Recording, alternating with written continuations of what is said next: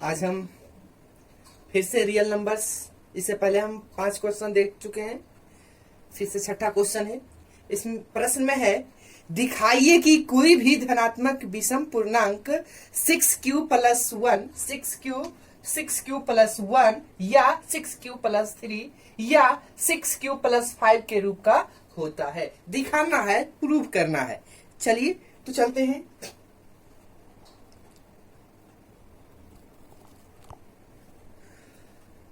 पहले हम मान लेते हैं, माना कि एक कोई धनात्मक क्या है, विषम है। तो हम कोई धनात्मक विषम पूर्णांक है, ठीक है, इसी में है, तथा हम b बराबर क्या मान लेते हैं, 6 है, मान लिया, ठीक है। अतः यूक्लिड विभाजन प्रमेय के अनुसार यदि a को 6 से विभाजित करने पर भागफल क्या आएगा, जब हम एक को भागफल क्या आएगा, q, तथा शेषफल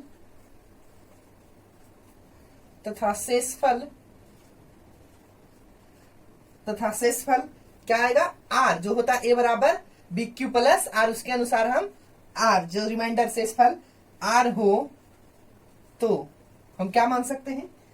तो a हम पूर्णांक माने हैं 6q प्लस r, जहां क्या होगा, जहां जो r होंगे, जो r होगा इसका वैल्यू क्या होगा, 6 से छोटा होंगे। क्या होगा, भाजक से शेषफल, भागफल से नहीं, भाजक से ये जो रिमाइंडर है छोटा होता है और 0 से बड़ा या 0 के बराबर होंगे। तो r का वैल्यू क्या हो जाएगा, तो r का वैल्यू क्या हो जाएगा, इसलिए r बराबर 0 से लेकर के कहां तक हो जाएगा, 6 से छोटा 0, 1, 2, 3, 4 और 5। अब हम बारी बारी से इसमें r का वैल्यू रखते जाएंगे, बारी बारी से हम r का वैल्यू रखेंगे तो क्या प्राप्त होगा, देखते हैं। अच्छा, यहां के बाद दिख नहीं रहा है, ठीक है। तो इस लाइन को हम ऊपर लिखते हैं, इसको हम इरेज करते हैं।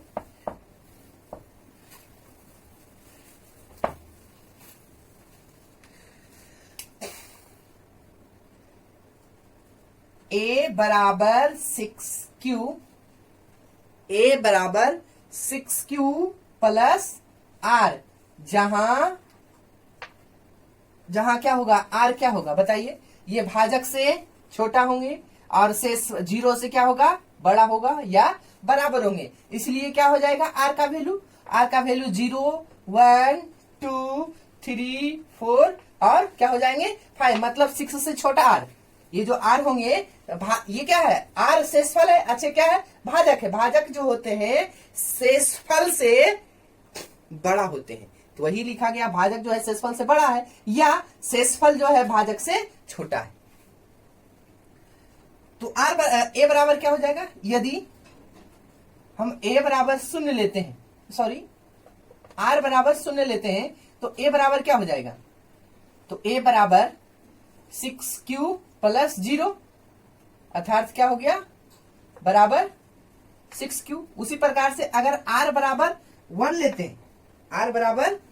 लेते हैं, तो क्या होगा, a बराबर 6q प्लस 1।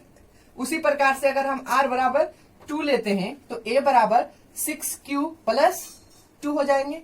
उसी प्रकार से हम क्या लेते हैं, r बराबर 3, 4, 5, इसी सबको ले लेते हैं।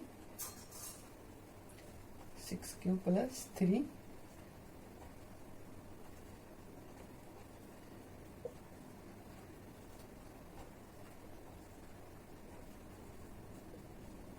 हो गया।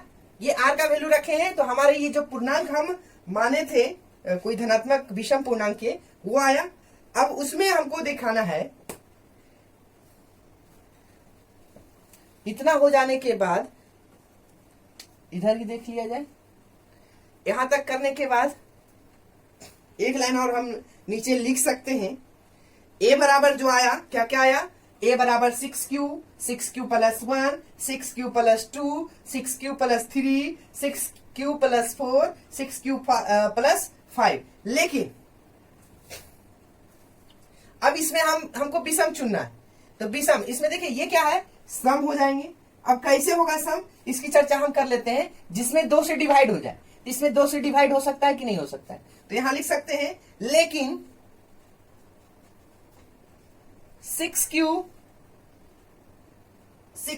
वैसे नहीं, ऐसे भी लिख सकते हैं a बराबर, लेकिन a बराबर 6q कॉमा a बराबर 6q प्लस 2 कॉमा a बराबर 6q प्लस 4।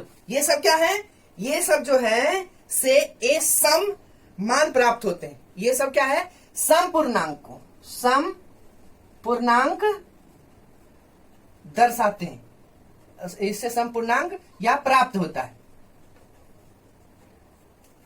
अब इसकी चर्चा कर लेते हैं कि सम पूर्णांक कैसे आया। अब यहीं से अगर हम करना चाहें तो ये लिख सकते हैं, यहां ये सम है, ठीक है। सम कैसे आया है इसकी चर्चा कर लेते हैं। 6q इसको लिख सकते हैं 2 मल्टीपल 3q, 2 से जब डिवाइड करेंगे कट जाएगा पूरा पूरा, तो ये सम हो गया। उसी प्रकार से इसमें भी 2 कॉमन आ जाएगा, इसमें भी तो 2 कॉमन आ जाएंगे तो 3q प्लस 1 हो जाएगा। ये भी 2 से कट गया तो ये भी सम हो गया। ये सम हो गए, ये भी आपका सम हो गया, ये भी आपका सम पूर्णांक हो गए।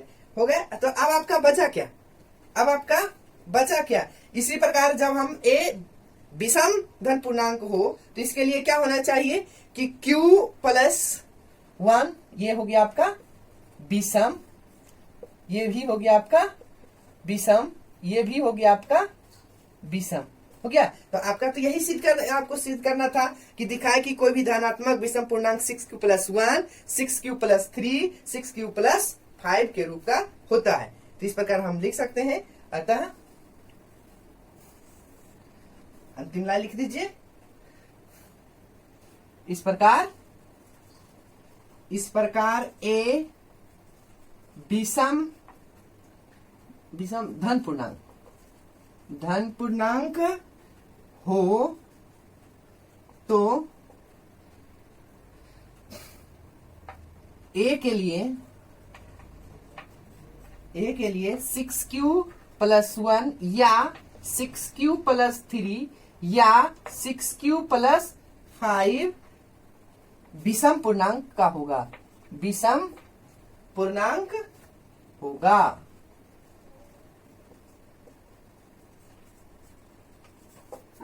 ठीक है, इस प्रकार से ये 6ठा नंबर क्वेश्चन समाप्त हुआ।